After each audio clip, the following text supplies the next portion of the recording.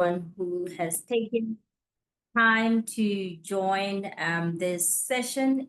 Today's session is information session, an opportunity for us to engage those that are interested in going to Ghana with us. We're traveling to Ghana at the end of this month. We have on the line,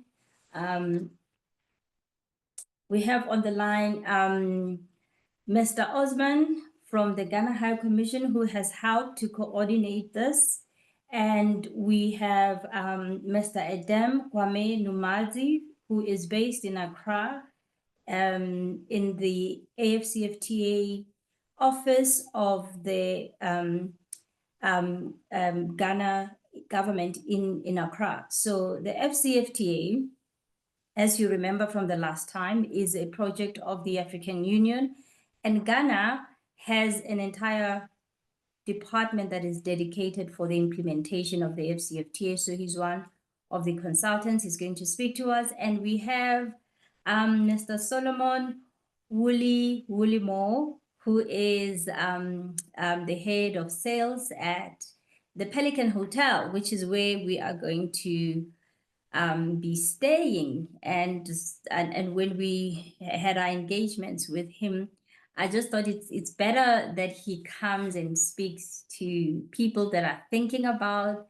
Some people on the line are still not sure to go. Some think I'm trying to get them into something they I'm excited about this whole thing, and maybe I'm making it up, but I thought it's better that we use this technology that enables us to connect, so that we remove all these negative perceptions that we have about our continent, about ourselves as well.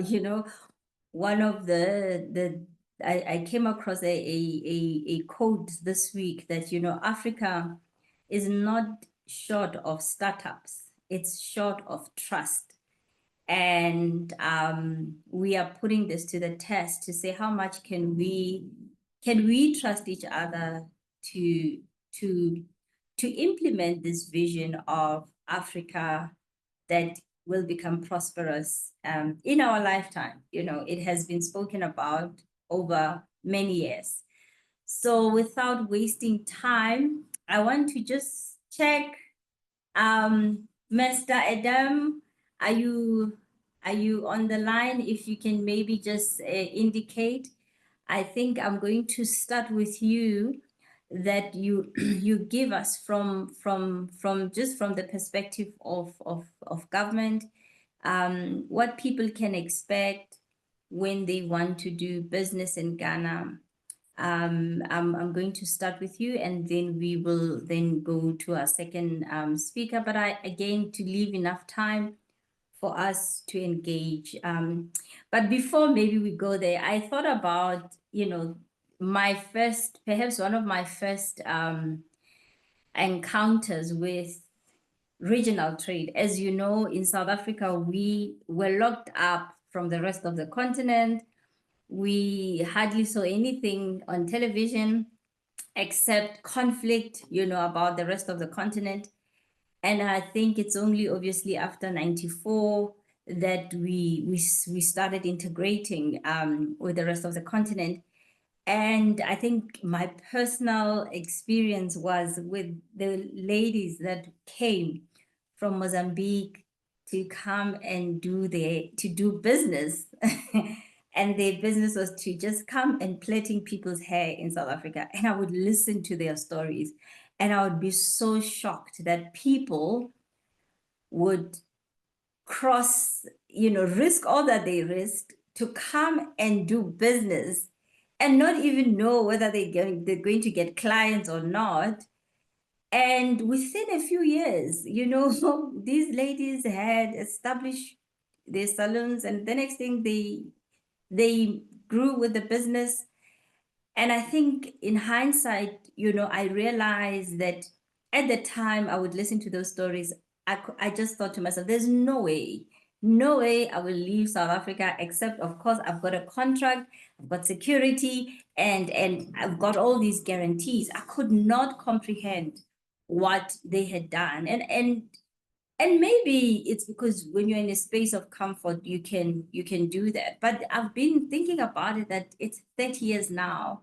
And if we want to wait for those securities and things to be in place first, we probably will be waiting another 30 years and another 30 years. So I thought about it and I thought to myself, how courageous they were. And it's still an act of courage that many people are taking to come to new lands, to explore. And it is nerve-wracking. And I don't take it for granted. And therefore, I think that it's important that we we give everyone the level of comfort that we can, without guaranteeing you anything, because ultimately we can't, but we can at least do that. So, Mr. Adam, may I invite you to just share with us a bit on what we can expect, and is Ghana open and ready for us to do business? Okay, Thank I you very think, much, Ego. Adam here. So my yay. full name is Adam Kwame Numaji. And hold on, let me try and figure out the video situation in case you run into me somewhere in the world. You know what I look like. So this is Yay. me.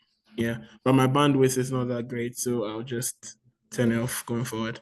Okay. So I'm pleased to be here. I was very excited when our trade attaché at the Ghana High Commission in South Africa mentioned this engagement to me because, like you asked, Ghana is very much open for business. We host the AfCFTA Secretariat, and as a result, we are more than committed to seeing the dream of our founding fathers, even as far as back as Kwame Nkrumah, who wanted to see Africa unite, not just politically but economically. We hold that dream very dear to our hearts, and we are looking forward to doing the work that sees us fully integrate the continent.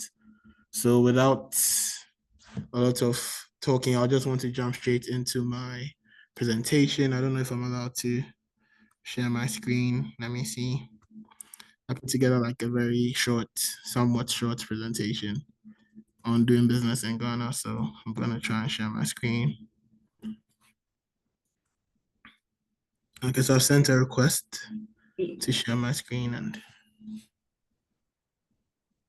Okay. Our host, are you still? Let's see. Are you sorted? Let's see. Is it mm, okay? Let me see.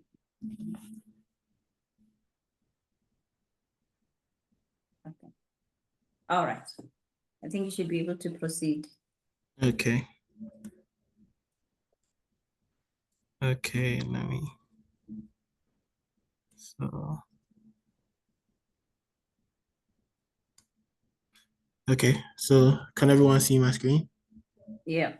All right. So just to introduce myself a little further, I am Adam Kwame Numaji. I am an AfCFTA market access consultant at Ghana's National AfCFTA Coordination Office. We are the primary office set up within the Ministry of Trade, Agribusiness and Industry of Ghana to coordinate the implementation of the AfCFTA in Ghana. So we are a national level office, but coincidentally, we share the same office space with the Continental AfCFTA Secretariat. So when you come to Ghana, which I hear soon, our office is probably one of the offices that you may visit because we're in the same building with the Continental Secretariat. And so today we are going to be talking about doing business in Ghana, specifically under the AfCFTA. With both our countries having ratified the agreement, I think it's safe to say that there's a lot of opportunities that can be explored between our countries. But before we go on, I'll just do a quick walkthrough of what to expect. I'm going to walk through an overview of the presentation, which I'm doing now, Ghana at a glance, the economy and key sectors, the AfCFTA and Ghana-South Africa trade, the regulatory framework to expect, the modalities for company registration if you do decide you want to set up in Ghana, some of the ownership and capital requirements, investment incentives, standards and compliance issues, import tariffs and taxes, market entry and distribution channels. And then if you're exporting to Ghana, right, some of the things to look out for in product compliance issues and setting up a Ghanaian subsidiary. So these are some of the things I'll be walking through. So yeah, so like I said earlier, in the presentation, we are going to look at some key features of the Ghanaian market, the trading environment, investment rules, and practical tips for South African SMEs who have set their sights on Ghana as a viable market for them. So just a brief overview of the Ghanaian market. We are fairly stable. I'm sure you know by now that even with all the ruckus going on around us in the West African region, we seem to have our stability figured out. And so it bodes well for SMEs or investors or business people looking to work in the sub-region, the West African sub-region. We are also English speaking, so that works well for South African SMEs who are trying to skirt any potential language barriers. We have a sizable market comparatively to other West African players. The only market that is bigger than us is Nigeria, which is like one of the biggest markets on the continent. And fortunately, we are a state party to the AfCFTA agreement and a very strong player in the ECOWAS agreement as well. So what that means is for South African SMEs or businesses looking to enter the market, Ghana can be a launch pad into the rest of the sub-region that has a little over 400 million people, potential consumers to look out for. Right. So I've touched on this, Ghana and our size, and the fact that we have a peaceful, very democratic, and business-friendly environment for potential business people to explore, and the fact that English is our main language. With regards to our primary logistics infrastructure, we have the ports in Tema and a port in Takoradi, so 2 ports. So if you have to ship things to Ghana, export to Ghana, it's usually through, if it's by sea freight, it's through the Tema port or the Takoradi port. Most people prefer the Tema port due to proximity to our main capital, right? But if you also want to do by air, depending on the fragility of your goods or the speed at which you're trying to get the goods into the market, we have our main airport, which is Kotoka, which is at the heart of Accra, capital. And we also have another international airport that I haven't put here, but it's also the Kumasi International Airport. But most people prefer the Kotoka International Airport because, like I said, it's in the capital. And please, at any point, if you don't hear me or you miss something, please feel free to stop me and I can quickly go over it. Okay. So like I said, like I mentioned earlier, being a state party to the ECOWAS agreement also provides an opportunity for South African businesses to launch into the rest of the West African sub-region. Because if you are set up here or your goods get here, there's access to the rest of the sub-region. So I'll just run through a few indices of the economy. So we are seeing some good growth in our economy. In 2024, our economy grew 5.7% compared to 3.1% in 2023. All this to say that the trajectory is on the up and up. And so now is a good time to either set up or do business in or with Ghana. For our industries, mining, construction, etc., we are seeing even higher growth at 7.1%. And for our services industries, which I'm sure some South African SMEs would be interested in terms of finance, ICT, transport and logistics, telecommunications, etc., we are seeing some impressive growth at 6.1% as of 2024. And in agriculture, where maybe some South African businesses may be looking to source inputs from or set up manufacturing plants here if the need arises. We are still seeing some growth, not as big as in services and industry, but still somewhat good figures at 2.8%, especially in cocoa, cashew, and oil palm value chains. So like I mentioned earlier, some of our major sectors are mining, agricultural services, in banking and telecoms, ICT.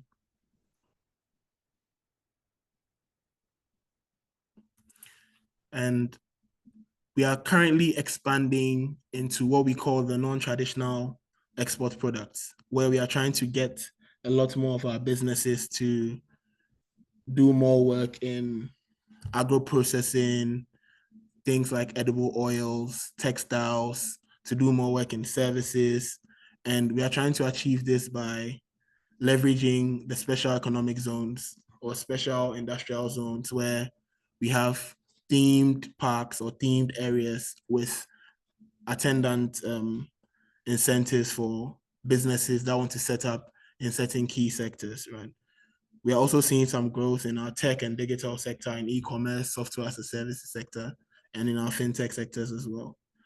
So like I mentioned earlier, Ghana is trying to diversify away from our traditional exports, gold, cocoa, and we are trying to look into more value-added services. So this also presents an opportunity for South African SMEs who are in the consumer product space, who may want to set up here in Ghana to leverage our abundant primary resources or raw materials to produce finished value-added consumer products for not just the Ghanaian market, but for the West African market, and even to send back to South Africa as well, right? So on the AfCFTA, I think Shego mentioned that some discussions have been had about the AfCFTA, so I'm not going to bore you with details. But Ghana and South Africa are state parties to the agreement that seeks to integrate all of Africa into one market, bar Eritrea, because they haven't signed on yet. What this means is that there will come a time, we are heading there slowly, where all of Africa, bar Eritrea, will be one big market, right? So like the way that ideally you take things from Cape Town to Joburg without having to pay additional duties when you cross provincial lines, is what we are seeking to do with the continent for 97% of goods traded.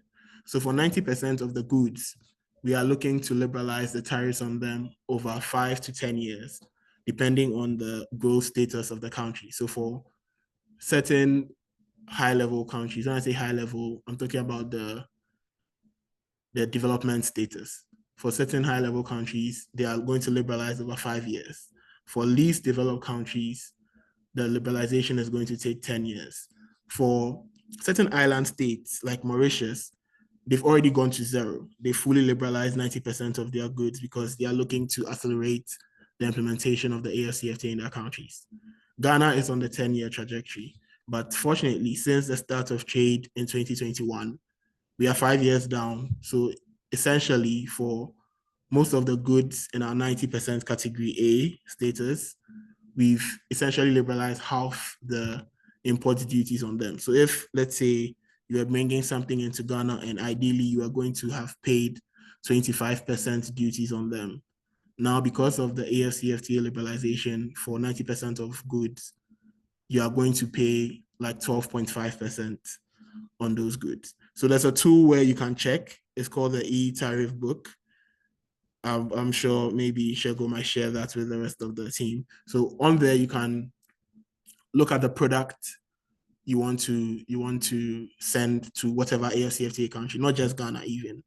And then by HS code, you say where the product is coming from, the origin of the product, the destination market, the identity of the product is the HS code. And to show you if the product has been liberalized by the destination market and at what rate. It also show you what the tariffs, applicable tariffs to that product would be. So that is very good. For Ghana, we have liberalized 97% of our goods. That's the category A 90% and category B 7%, which are sensitive goods. What the 7% means is that for those sensitive goods, we are not going to liberalize over 10 years. We are going to take a longer time because we surmise there are some nascent industries that we want to protect, or there are some things that maybe some security considerations that we may have. But all of those goods and what we've liberalized or not are available on the e-tariff book online. So you can check and determine where your products will fall. Ghana historically has been doing a lot of trade with South Africa. We export a lot of gold to South Africa, a lot of cocoa as well to South Africa. And in turn, we import fertilizers and machinery from South Africa because South Africa, I found out recently when I was there last week that South Africa has a very big industrial focus. So that is very good. So it means for a lot of the things that SME, South African SMEs will be looking to bring to Ghana, most likely there wouldn't be as much competition here for them. So that is something to take into consideration. So, like I said earlier, if you are looking to bring goods into Ghana, one of the key things to ensure is that the good is liberalized, or that product is liberalized under the AfCFTA to enjoy reduced tariffs. So the one way to check that is to look on the e-tariff book I mentioned earlier. And you can also consult your Ministry of Trade or your customs. I surmise that the South African customs are the competent authority when it comes to certifying AfCFTA rules of origin compliance. So you can get in touch with them before you export to try and get an AfCFTA certificate of origin that also allows you to enjoy preferential treatment under the agreement. So I think I've touched upon this. So I'll just head into the regulatory framework for setting up in Ghana.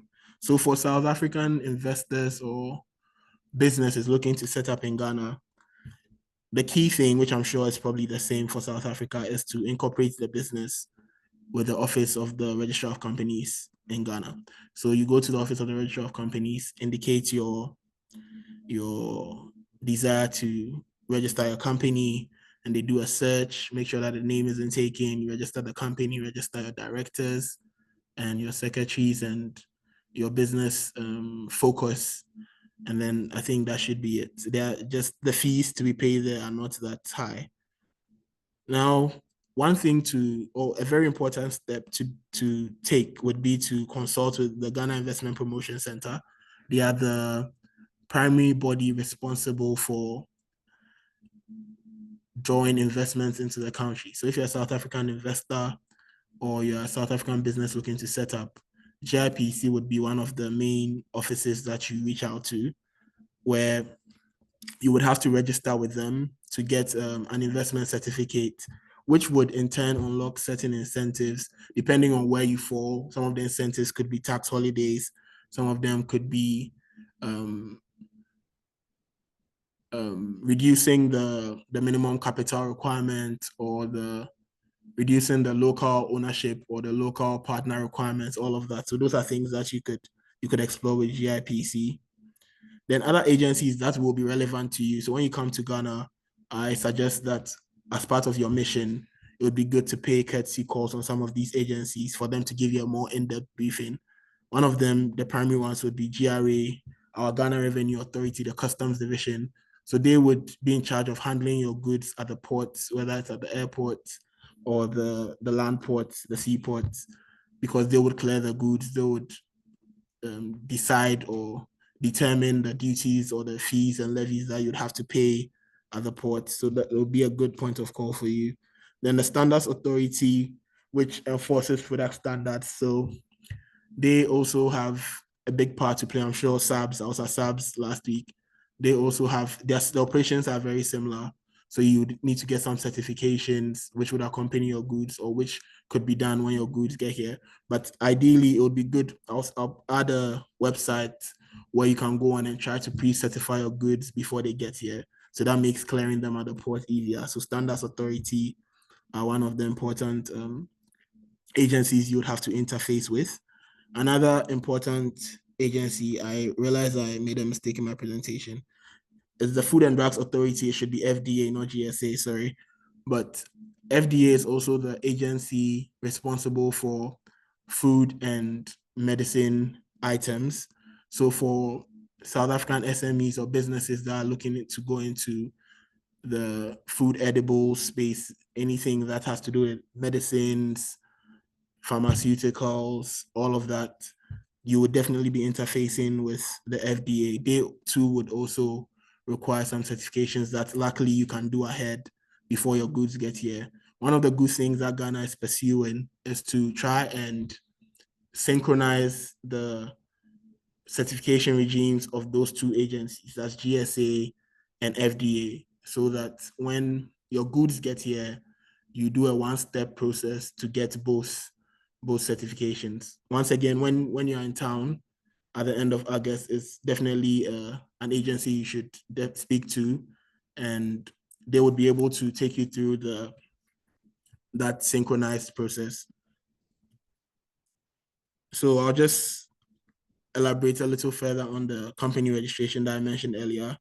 So typically to set up in Ghana, you need to, like I said, search for your name, make sure that your name is not taken, sorry, and it's available for use. And then you incorporate at the ORC where you file your business incorporation documents with all the articles, your list of directors, who your auditors are, your registered address, your TIN number, your foreign TIN, if available. That's if you are incorporating a subsidiary of a parent company from South Africa. You'd also, like I mentioned, have to register with our GIPC, the Ghana Investment Promotion Center, to also unlock some incentives because they regulate foreign-owned companies in the country.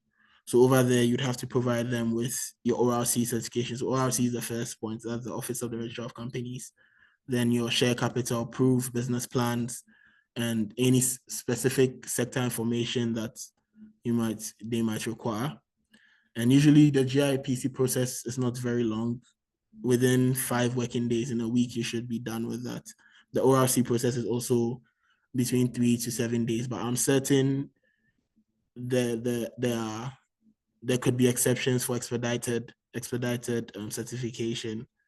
And then when you're done with those, you'd have to register your business with GRA, the Ghana Revenue Authority, and the Social Security arm called SNIT for a TIN and a SNIT number, because the idea is that you'll be paying some social security contributions for your employees, or even as a business, for whoever is operating, you need to have a social security number. So you get that. And then you go on to get any other sector licenses that you might require. So if you have a manufacturing plant, the Ghana Standards Authority would have to come certify your license. If you are producing food products or pharmaceuticals, you need FDA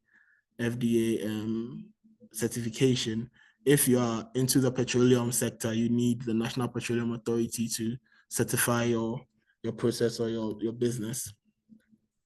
So I touched on foreign ownership earlier when I mentioned GIPC. There are some foreign ownership requirements for setting up a business here. So mind you, all of this is about setting up a business if you want to set up an entity to manufacture here, right? So generally, you are allowed to have 100% foreign ownership in most sectors. So typically we don't compel you to have a mandatory local partner. This holds true except for if you want to trade. When you decide to trade, you would have to get a local partner, right? If you want to manufacture and export from here, you do not need one, right? So like I said, if you form a trading business where you are going to import and distribute finished goods or export finished goods here, we have an at least 10% Ghanaian ownership rule where you'd have to have a local partner to be on your book. So this could potentially be your identified distributor or someone who is a Ghanaian resident or citizen who can step in as your local partner. So a lot of people, when they come here, they like to explore the potential to set up joint ventures with local distribution partners to allow them, or they approach it from just exporting CIF to Ghana, and then the local distributor just takes it up and then handles the processes and distributes to the market.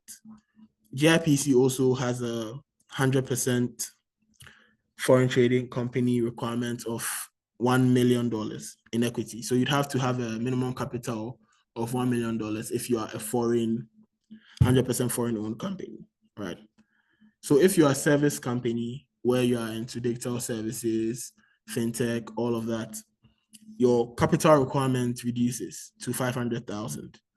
And whereas a joint venture for a trading company with a local partner further reduces to 200,000. So you'd have to show proof of that you have that capital to do business. So it's important to note that for businesses that, like I mentioned earlier, have an export focus, right? You come into Ghana, you manufacture here, and you export out of Ghana. The minimum capital requirements are non-existent for you, right? So if you want to come set up here, produce here, and then export. So in the past, we've had instances where, let's say, a chocolate maker, realizing that Ghana is a big producer of cocoa, comes and sets up their factory here in a free zones enclave so that they can have proximity to raw material and make chocolates from here and export outside of Ghana.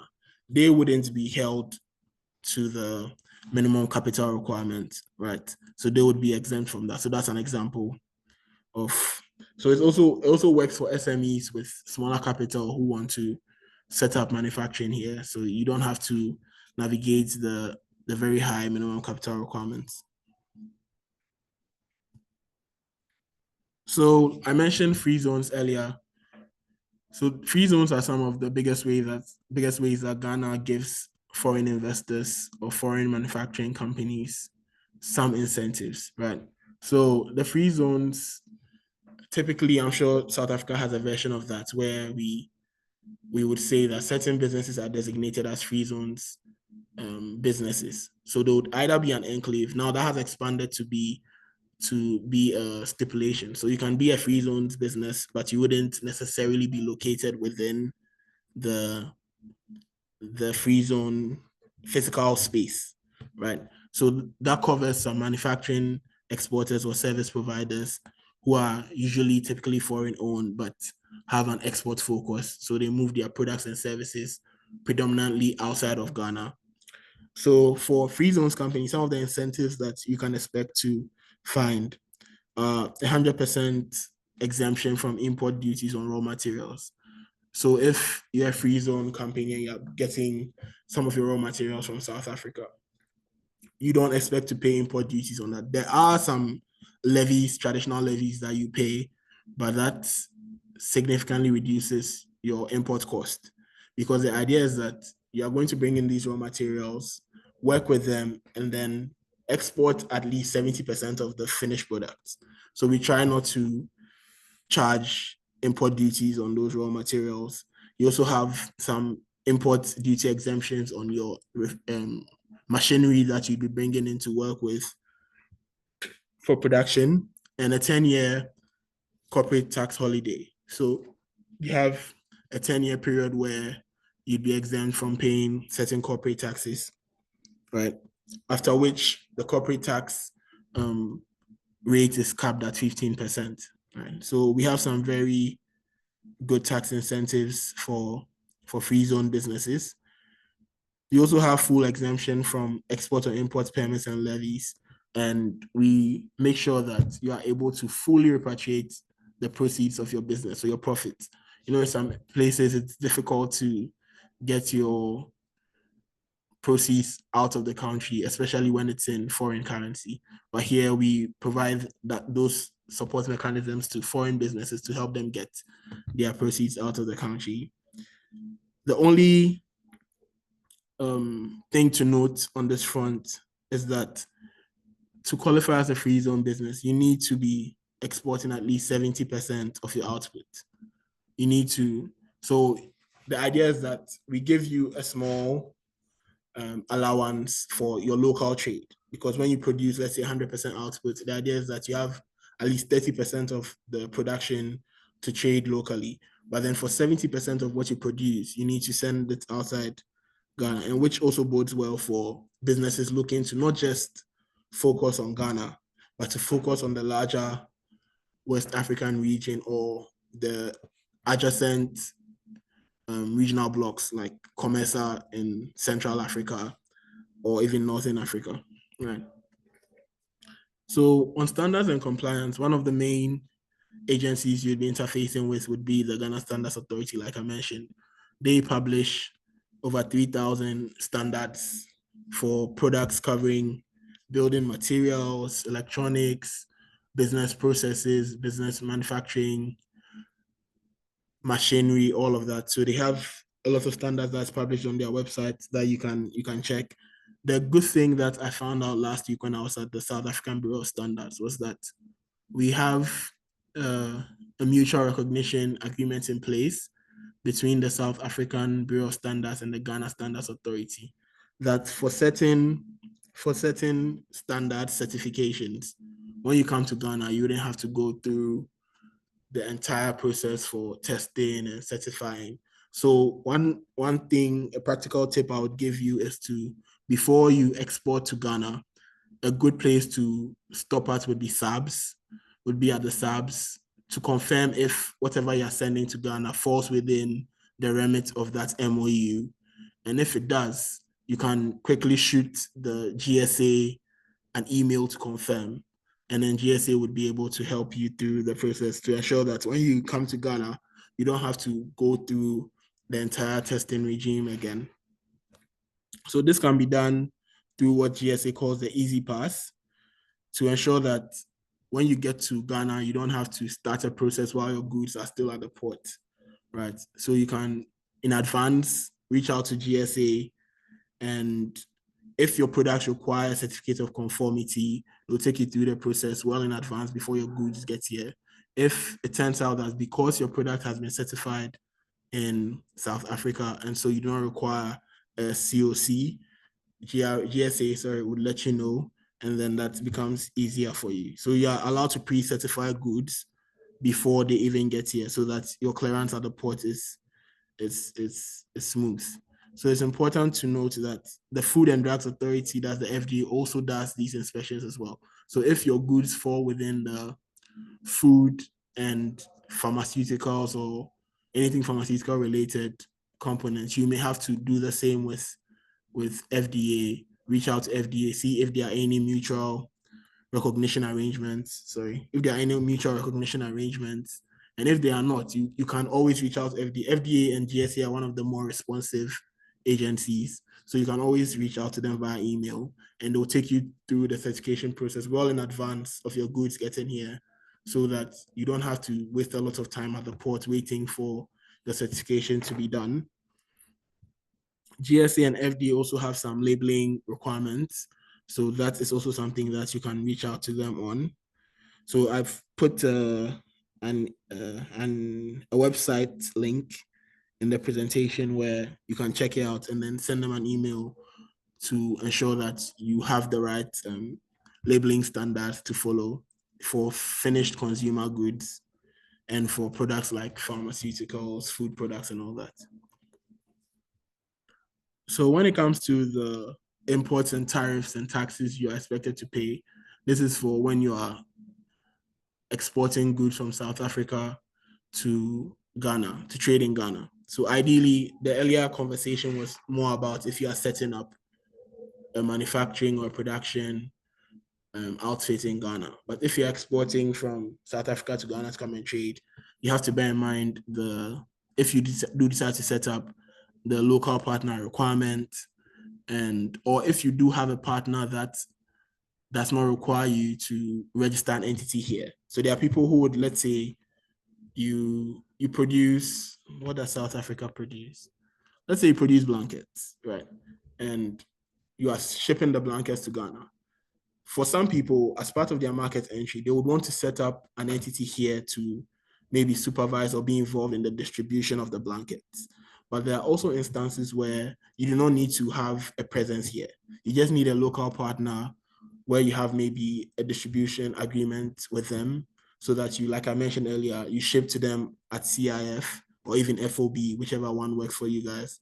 And then they take it up and handle your distribution. In that case, you may not have to concern yourselves with these tariffs and taxes because that would be on the importer in Ghana. But in the instance where you are working with the importer and both of you have some presence here together, it will be important to note that there are certain tariffs and taxes that are applicable to the goods, right? Within the ECOWAS community, if you are ideally bringing goods from other ECOWAS countries to Ghana, we have a 0% import tariff on basic social goods. So even pharmaceuticals, medicines, all of that. I think even under the AfCFTA, for the most part, if you are bringing pharmaceuticals, the tariff remains 0%, right? If you're bringing raw materials, it's 5%. And for semi-finished goods, it's 10%. And then for consumer goods, you pay a 20% tariff. And these are usually the most favored nation rates. And on certain exclusive items that are protected, an example could be firearms. I'm hoping no one is trying to import firearms into Ghana.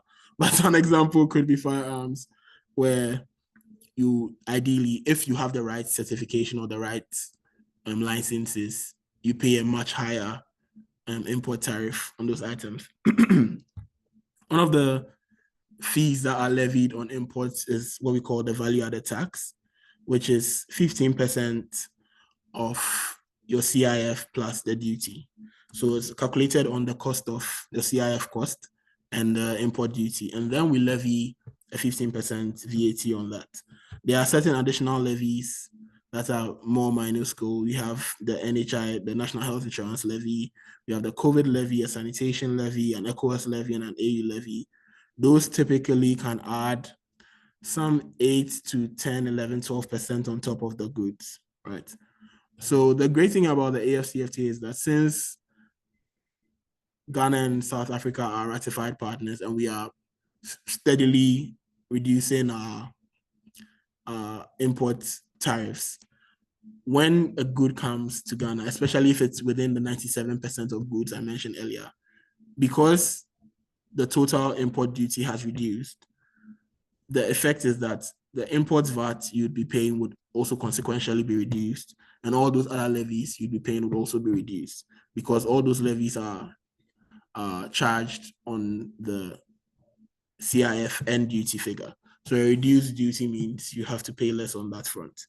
So the idea is that there will come a time in the next 5-8 years where import duties are at zero for most of the products that we seek to trade amongst ourselves.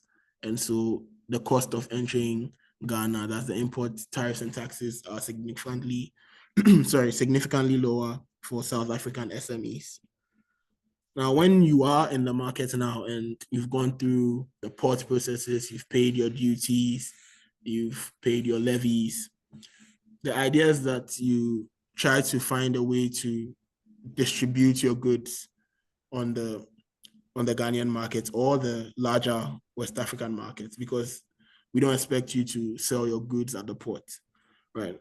Typically, businesses like to engage with wholesalers or retailers on the local market, so local agents and distributors. And I'm very glad that you are making the trip to Ghana because that would afford you a chance to meet up with potential local distributors, local agents who would serve as your conduit into the market. So they could stock your products as wholesalers or as retailers, and then in turn handle the distribution, because that's typically what a lot of SMEs do, especially considering that most SMEs do not have the muscle to set up full-scale distribution and market entry operations in their destination markets, right? So for the most part, they use third-party distributors to reach different parts of the market. So whether it's the larger West African market or just even locally in Ghana. With regards to e-commerce, the potential for e-commerce, one of the things that has come up strongly is the fact that fulfillment is usually difficult. But if you are able to ship in bulk and you have a hub here or warehousing sorted in Ghana, which I'm hoping are some of the conversations that will be had when you come next month, it gets significantly easier to move the goods around because then payments are online. You can do here, we do a lot of card transactions. We also do mobile money where you can send money from through your mobile network wallet. So you can load money on your mobile network and share it around, send it around. And we have I think, largely developed courier system for fulfilling your e-commerce orders locally in Ghana. So some of the key markets that would be interesting for you would be the Accra Tema Metro, where the bulk of our purchasing power resides. So we have 3.8 million people, which doesn't count those on the periphery. It could go as high as 8 million, right? But these are the central metros, right? Where we also have Kumasi, which is 1.3 million. Once again, doesn't count those on the periphery of the metropolitan area, which could rise to as much as 4 or 5 million. And Takoradi is also another major city, which has a port. So that also has within the Takoradi central metropolis just 500,000, but that's also counting the adjacent towns and cities could definitely rise up to more than 2 million. And other regional capitals, right? So these are places that you would want to target with regards to your distribution and where your goods should be going to. So like I mentioned at the beginning of the presentation, most of the goods getting either through the seaports in Tema or Takoradi or via air at the Kotoka airport.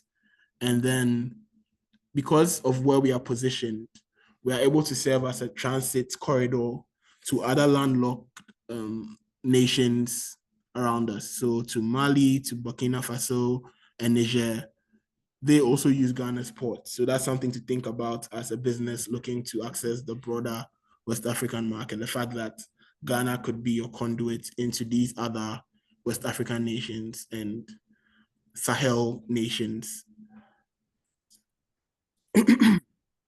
So okay, I think Mr. Adam, let's pause it there because we've okay. got another speaker and we still have to get people to come to Ghana. So you don't have to share everything. Sure. That's good. You know what's fair.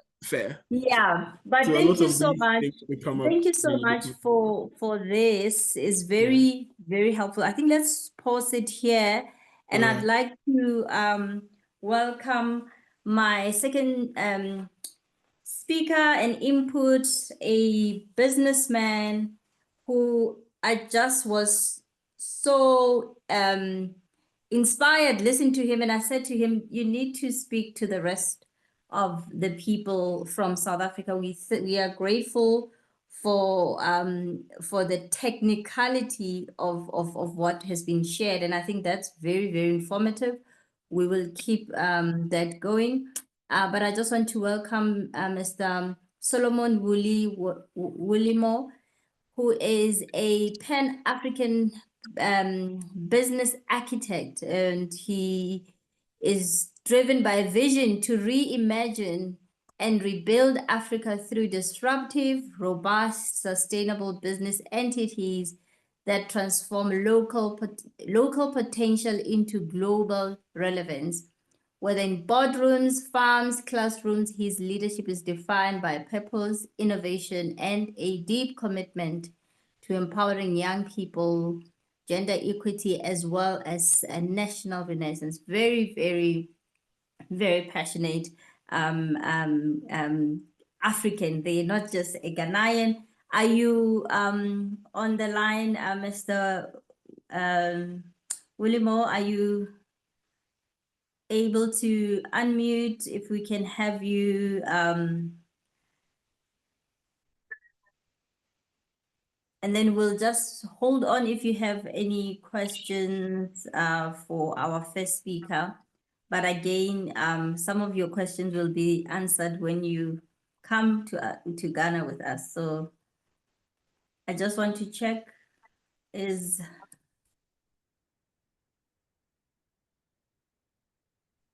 Hello, can you hear me? Yes, we can hear you. Brilliant.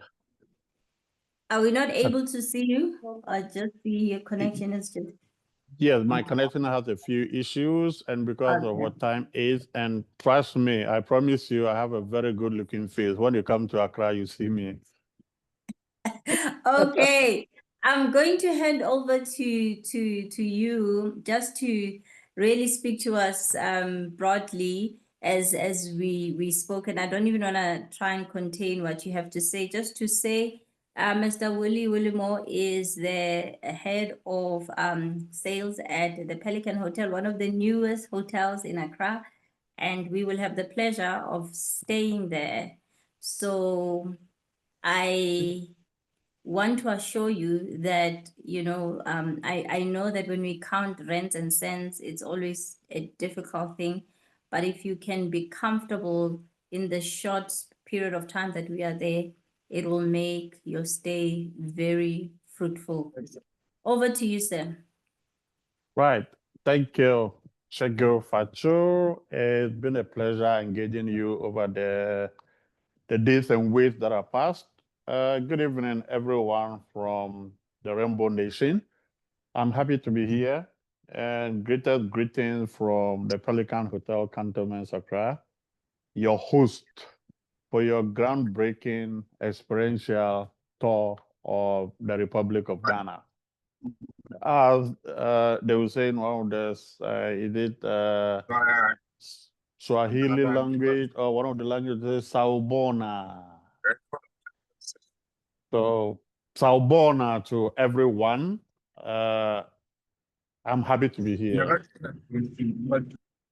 So, a quick background about me. I'm a business development professional with specialty in hospitality.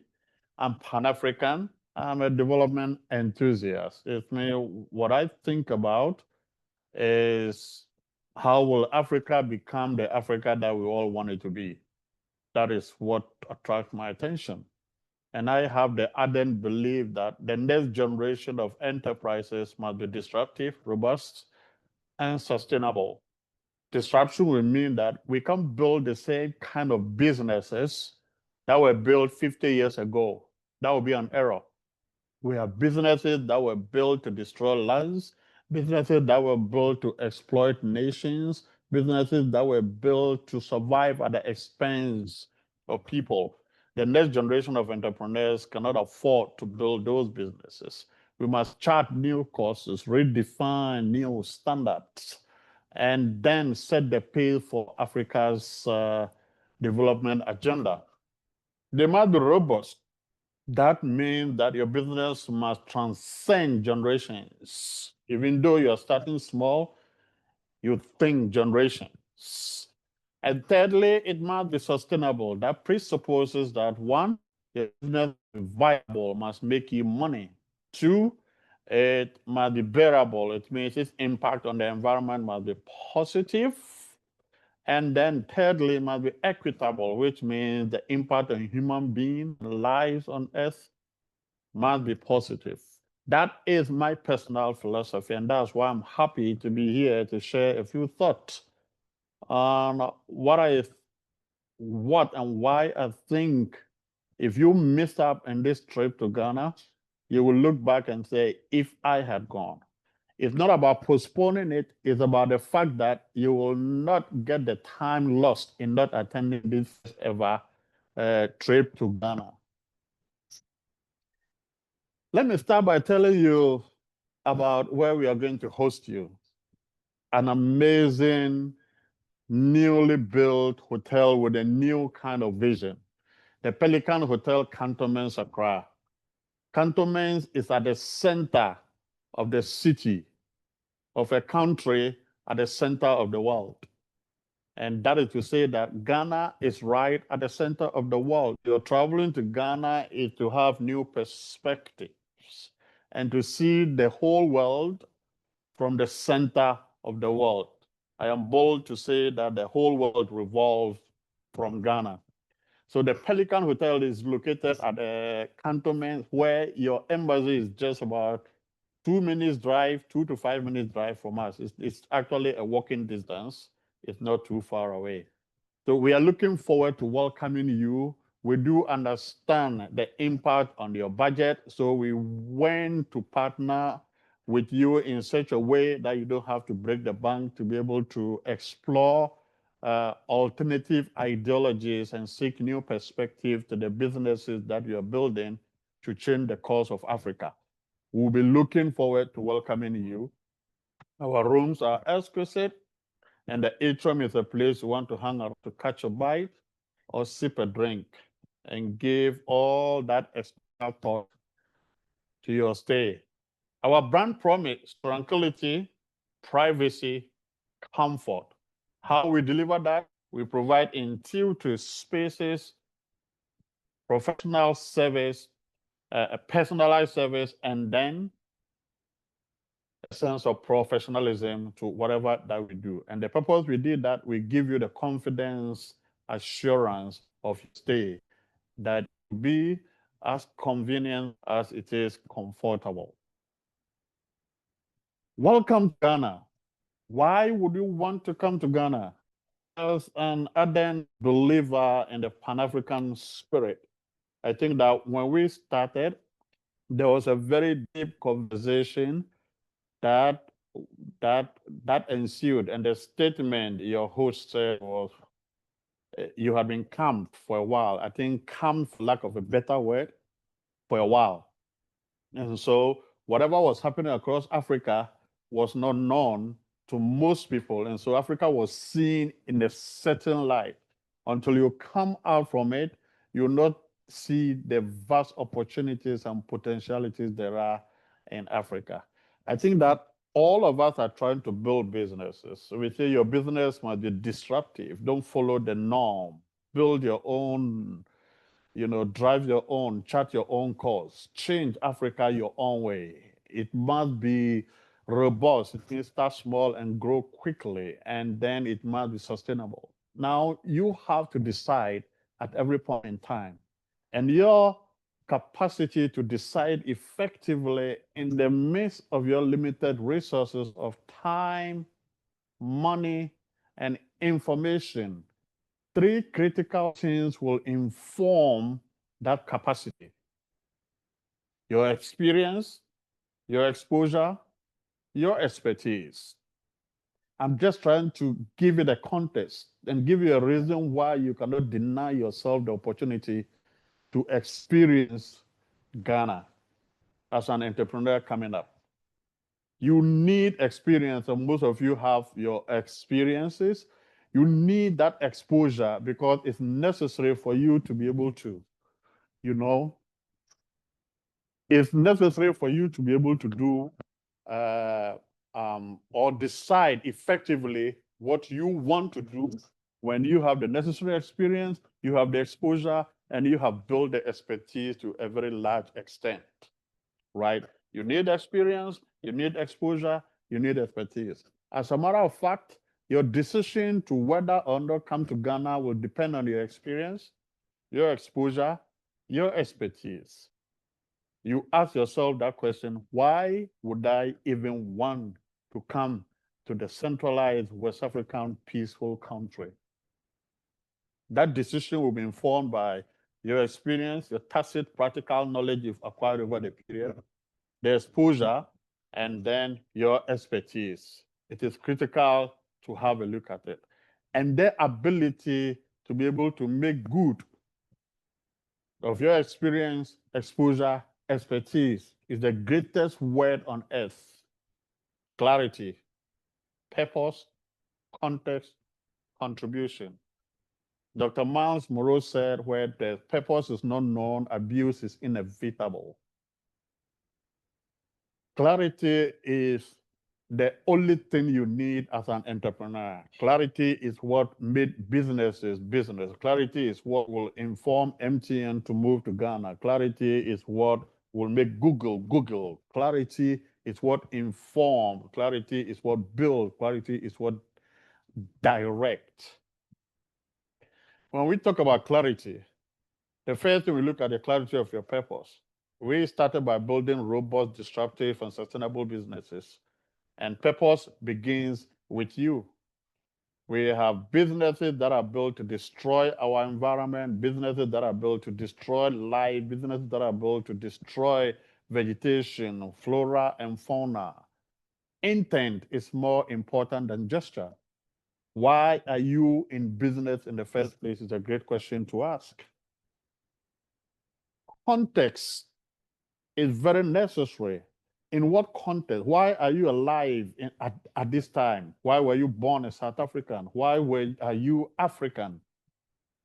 It is important to understand the times, the geography, the culture. The times we look at the evolution of civilization from the Stone Age to the Industrial Revolution to the information superhighway to big data, and now in the era of AI. That is the context in which that you find yourself. And it is important for you to get clarity of how our content, our current time and era is likely to influence your business. The geography is important. You've lived in South Africa all your life. Where are you located? You're located in South Africa. You are in Africa. That's a continent endowed with so many resources. The third bit to look at when it comes to context is culture. South Africa has beautiful culture, so has all other African countries. Now, if you don't experience other times and era and other geographical location to understand the geopolitical dynamics of the people that are likely to buy or sell your business products, you might be limited in some way. Culture is important for you to understand. I know South Africans love their pap, so does Ghana loving their fufu and afanchinkrakra. It's a kind of dish when you come to Ghana, you should try it. Culture is important. You cannot limit yourself to only the culture of South Africa, and you cannot only sit in South Africa and watch it in movies or documentaries because that is a narrative. Experience it yourself, give you exposure. You need to get clarity of what your contribution is to the new Africa. Africa has decided by 2065 to be in the middle to an industrialized country. How is your enterprise going to contribute to that? I think that when Adam was speaking, he gave you the technical perspective. I want to give you the a more broader perspective to dive deep into your own perception of how your business is going to contribute towards achieving that. What is happening in the world today? That is what we started by asking. Over 60, now before we come to that, we ask what is happening in the world today. The world is ruled by dead men. That is a profound statement, right? All the business philosophy that we learn in school, from marketing to accounting, were all propounded by dead men, right? Karl Marx, Socrates, all those guys are dead and gone, and their ideas are still ruling the world. The new breed, the new kind of African entrepreneurs are required to have a certain philosophy to their enterprises that rule far and beyond when they are dead and gone. How would you build resilient business to serve future generation of Ghana and other parts of West Africa when you don't even know and see what is happening outside of your comfort zone? What is happening in Africa today? Over 68% of the world resources, we possess them, but how much do we really own? It's a question to ask, rhetoric. We don't necessarily have to answer it. 1.55 billion market, that is African population currently. America is only 4% of the world's market. We have 1.55%. By 2050, over 50% of the global workforce will be African youth with a lot of disposable income, which is growing steadily. That is a huge market. We all have seen and experienced the era where China and India are taking over because they have the numbers. We are going to have the numbers. And not only the numbers, the workforce globally, 50% of us of that is going to come from Africa. How is your business going to take advantage of what is going to happen? Amazing. We need new breeds of entrepreneurs that think beyond their comfort zone. They want to launch deep. They want to contribute to the development of Africa. They are looking for more collaboration rather than competition. And that's why the African Continental Free Trade Area is established. So entrepreneurs are seeking to be able to diversify the way they think and go beyond their comfort zone to explore other avenues, other cultures, other times and eras, and see how that's going to impact their businesses. What is happening in Ghana? A lot. We have over 40 South African firms in Ghana, over 170 projects with some 1.4 billion USD in over the period of 10 years, according to your government data. Sectors involve telecommunications, media, banking, real estate, beverages, engineering, hospitality, and more. Notable among them, the MTN Group, multi-toys. As a matter of fact, your rooms are all with, how do you call it? DSTV subscribe, right? Big Bank, as part of the Standard Bank, is here. A great bank. ABSA Bank is here, redefining how banks should be done. First National Bank, Ghana. As a matter of fact, I never knew in the first place that this is actually from South Africa until I did my research. Woolworth is there. Brilliant t-shirt, very comfortable. I'm wearing one under my shirt right now. ShopRite, Checkers, very good food. Submiller, we're in partnership with our brewery company. Goldfields Ghana Limited is a great client of ours that we deal business with. Have two mining, Takwa Damine, the Vida E Cafe, it's a franchise that is happening. Other firms invested in Ghana include Telcom, Petroleum, High-Tech Engineering, Steeldale, Sherwood Steers, Airlines, and Profane Group, etc. What I'm trying to make is that you are not the first person to want to explore Ghana. There's a reason why MTN is in Ghana, and it is making more money than it could make elsewhere. There's a reason MultiChoice is here. There's a reason Standard Bank is here. There's a reason ABSA is here. There's a reason why all these South African companies are here.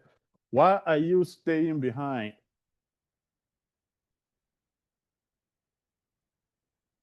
So the question that we finally want to ask is, why would you want to travel to Ghana?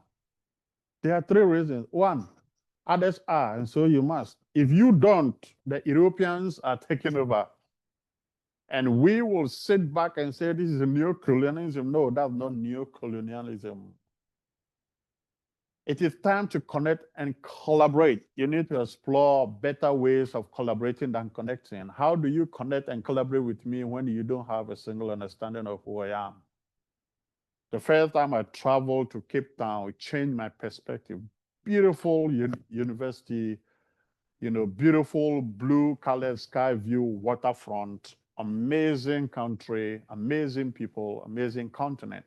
You don't want to stick to one place because it is 1.55 billion market that is there. Africa is ripe. West Africa is ready for agriculture, education, hospitality, etc. Take the spa industry, for instance. South Africa has numerous schools that train people in beauty therapy, massages, etc., and all that. Ghana does not necessarily have those world-class institutions to be able to do that. We have no chain of spas, so hotels find it difficult getting unless you get to individuals. The point I'm trying to make is that there's no limit to what the opportunities are. Don't sit in one place. Come to Ghana, come and explore, come and see, come and interact, come and find out what opportunities that there are. Collaboration you can get, investment you can take. It will change your perspective. That exposure is going to give you a new dimension of thought. So when you are making a decision, you are better placed to make a more effective decision. Gain insight and exposure. It is necessary for driving your own philosophy of what your business should be. That said, I want to thank you all for listening, and I look forward to meeting you. If there is any question, I'm ready to answer. Thank you. Wow. Thank you. Thank you so much for that inspiring conversation. I think I just want to allow questions. If has a question, just raise the hand so that I can be able to is there any question?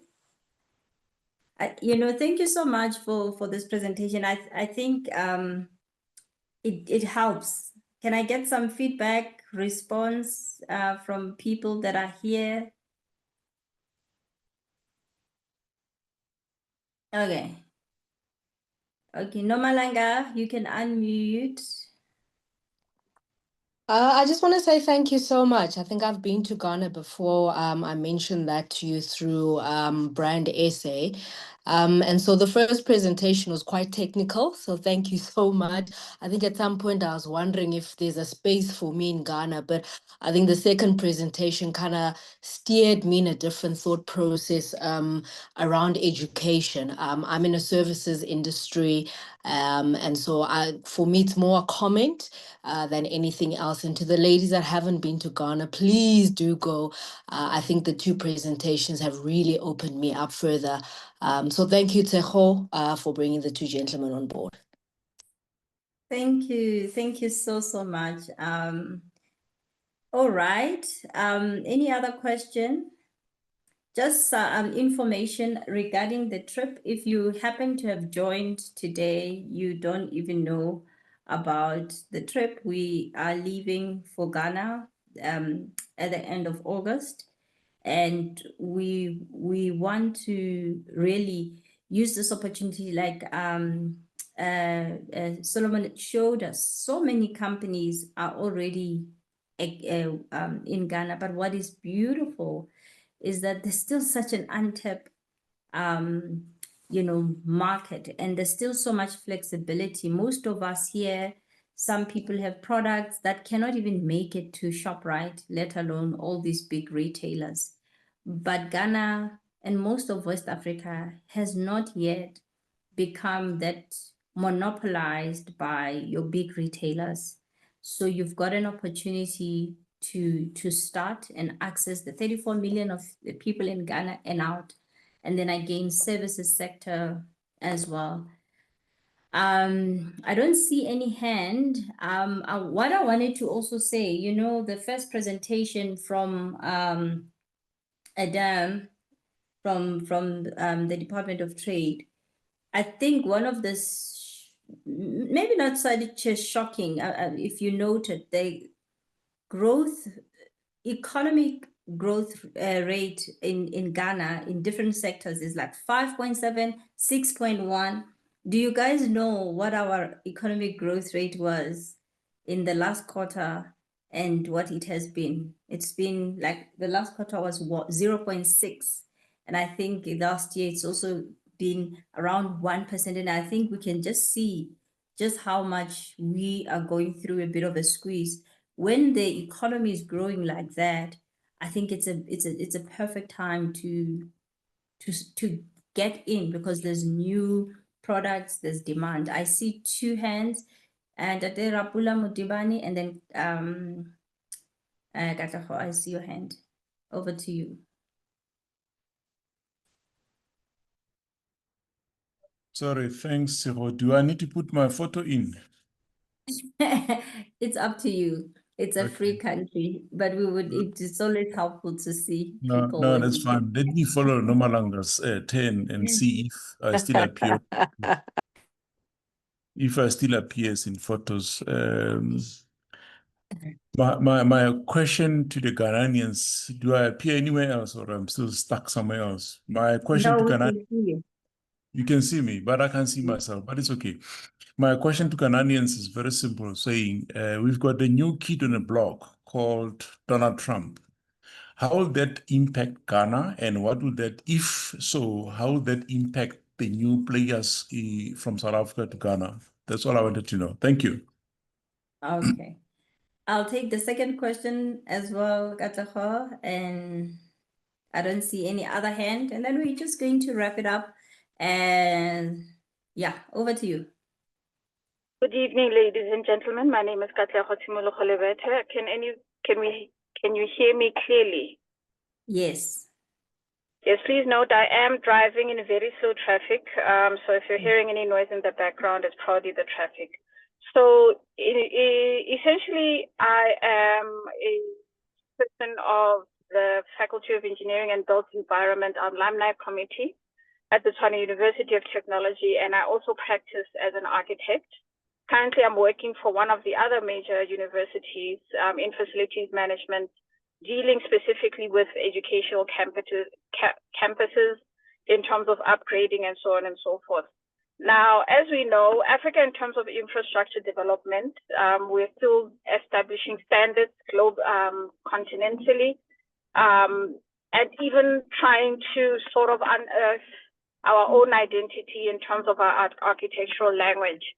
However, this is going to take some time, and it's going to take resources in terms of people and education, and also our own personal identity all around post-colonial and post-colonial era. So as a baseline, I'd just like to understand, first of all, regarding the second presentation, can we, one, have access to that presentation? I'm doing a bit of research regarding education and projecting our sort of needs regarding just the systems we would need to put in place in order to educate people systematically, essentially building capacity so that we can be able to deal with our issues in South Africa and continentally. And then from there, when we have other things like trying to actually revitalize the whole program from Cape to Cairo, I'm hoping that Ghana will also be affected. However, in relation to that, we would also need structures in the relevant countries.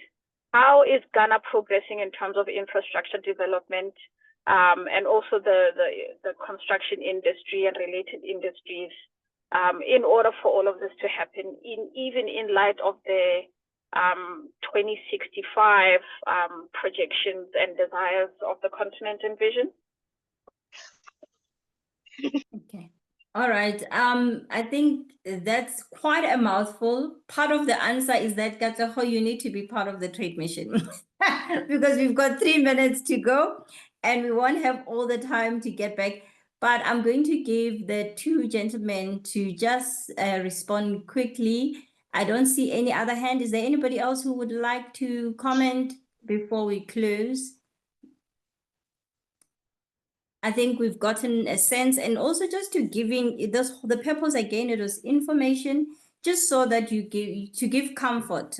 Some people we have connected for the first time, and just so that you know who is on the other side. The purpose of this is so that we actually go and meet and continue these engagements.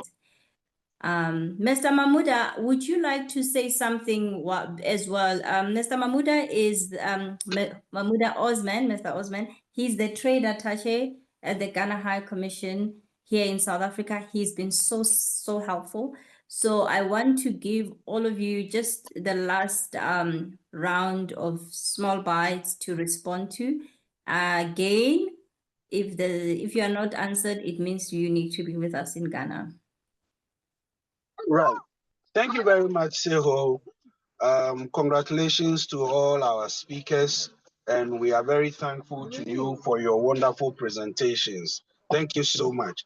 Just a bit of what I want to add to what has been said is that the embassy is open to receive your queries, just in case you need to understand some things more about what is being said about Ghana, in doing business in Ghana. Please feel free to come to the embassy. We can have a good chat so that at least as you go into Ghana, you are confident that you are in safe hands.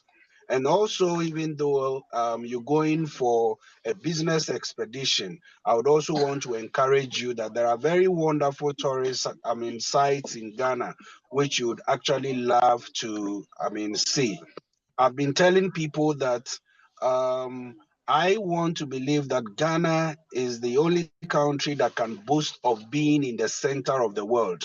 But then research is still going on to solidify my claim. Well, I say this because the Greenwich Meridian passes through Ghana.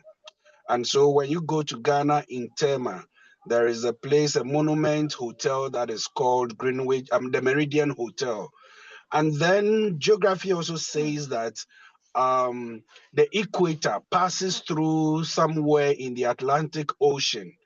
And the portion of the Atlantic Ocean that the equator passes through, according to maritime law, belongs to the portion that belongs to Ghana. And so sometimes when my presentation, I normally say that Ghana is the only country that is about in the center of the world. However, this is not the only thing. Ghana has very interesting sites that you can visit. Ghana hosts the Continental Free Trade Area Secretariat, which is a very nice story building you would love to see when you get to Ghana.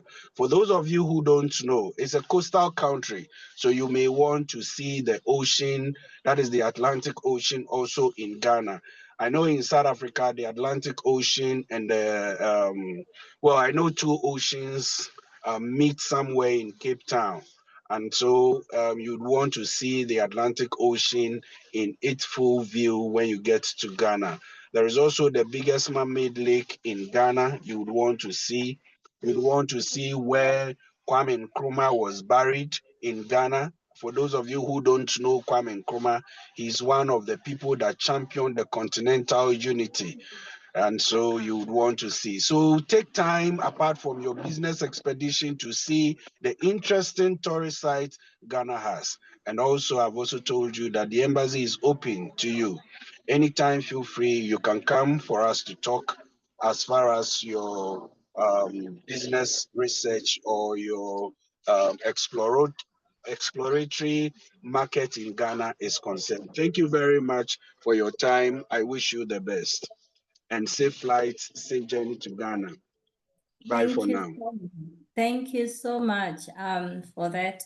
Just to give back to our two speakers, do you want to just maybe do a last soundbite before we close our session? Mr. Adam? Okay. So if I may come in quickly, while Adam is preparing to come, I think there are two dimensions of questions that are really very important, and they come to hit the right on the head. I think the second bit where our able architect spoke about a profound statement. If you look at my presentation, I said our next generation of enterprises must be disruptive, robust, and sustainable. She was talking about Africa winning itself away from pre-colonial standards to architecture. I always ask the question, why do we have so much hot weather in Africa and yet our windows are like prisons? What are our architects doing? Right, and she asked a profound question about linkages with educational system to be able to set the deep systems of standards and SOPs and all the attributes that will make an educational system align with what Africa wants to be. The greater vision is good, but these are the systems that will catapult us towards achieving it gradually. The hospitality industry in Ghana is huge. It has a lot of prospect. The infrastructure development is almost less than 30%. We don't have a simple convention center that can take up to 5,000 people at a go. And so we are missing out a lot in huge events across the continent. Can we put ourselves, or can a South African company who is interested in service and hospitality decide to say, hey, I want to come and see how I can build a convention center in Ghana? It's a good question. Two, the standard with which that we operate are two: operational standard and then the human resource training.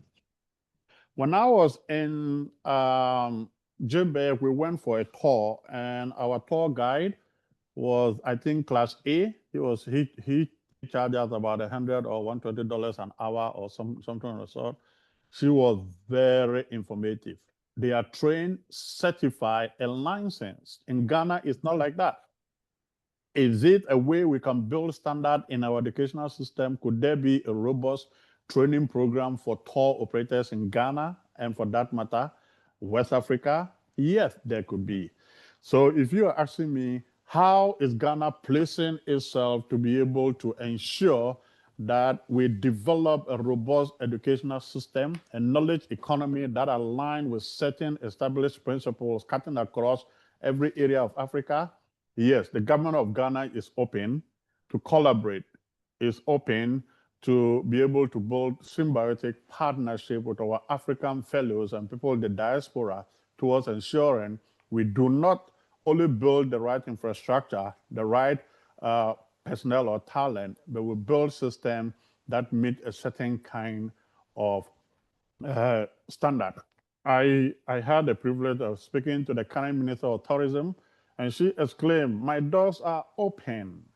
Let me know what you want to do when it comes to training and development in hotels and hospitality. I will support you in any way." This is from her own words. So you're an architect, you have a great idea in place, just link up. We are able to connect you with the right agencies and the right decision makers to be able to drive ahead your agenda. That said, the second question about Donald Trump, I think that the greatest gift that will happen to the world is a Donald Trump. One, what you don't define, you can't find. The reason I said it's the best gift that will happen to the world, change comes through two dimensions. Change through pain. They call it satori, right? So change through pain is kensho. I think it's an Indian word or so. And then you have change through inspiration. Now, Africa didn't have to wait for Donald Trump to come and dictate for who goes to America or who doesn't go to America. Now it is time for us to look inward. This is change that is coming to us. Now you ask, how is his tax going to be implemented? We leave that to the technical people to look at. But I do not think if you are South African and you are doing business that is coming to Ghana, there is a way that the U.S. government policy is going to impact your import or export or the establishment of your business in Africa. The whole idea of the African Continental Free Trade Area is to be able to circumvent the system that have been put in place by the colonial masters to put Africa where we have been for all these years. It is time for us to take the mantle and grow out of it. And we cannot be dictated for by America, by Europe, by Asia. We have to have our own identity and decide for ourselves. I am an African, born in Africa, an African in me, and I decide to determine and redefine the destiny of my children. America cannot stop me. So you shouldn't be stopped by American decisions. As a matter of fact, why should I even bother you? America is America. It's time for Africa to look inward, to introspect, and to decouple from the global vagaries that have so much put us at bay and make us the darkest continent when about 16 hours of our time there's light. They call us poor when all the resources that we have control the world and feed the world. It is time to look within. So, Mr. Rapula, Donald Trump can run and put all the system in place. He is only 4% of the world population. And when we rise up and shake up, America will mellow. That is my conviction, and that's my belief. Thank you so much for that. Thank you for that. Adam, would you like to say something? Otherwise, we will conclude our session here. I don't see. Okay, I think with the closing remarks from the trade attaché, that also sort of puts a good a close to that. Just for information, the US only imposed 10% versus the 30% that South Africa got to Ghana. So there's another incentive to be based in Ghana to look into the rest of the continent if you are interested. I thought that was interesting. But thank you so much, everyone. Let us keep the conversation going. If you are still interested to find out about our trade mission, get in touch with me, and we look forward to this trip. They say a journey of 1,000 miles begins with one step. We had a webinar in May, and we are now taking this first step to go, and I'm hoping that we can all be able to travel together and collaborate with one another and also with the people in Ghana and be part, like, Solomon, you were saying, how will I contribute to this dream of Africa? So thank you so much. Until we meet again, let's stay connected. If you've got questions, get in touch with me. Bye. Thank you. Bye, everyone.